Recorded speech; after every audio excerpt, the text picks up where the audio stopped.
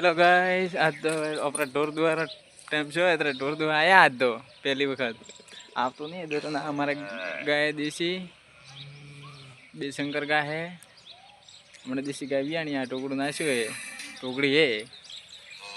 અને આજ તો ગાય દોવા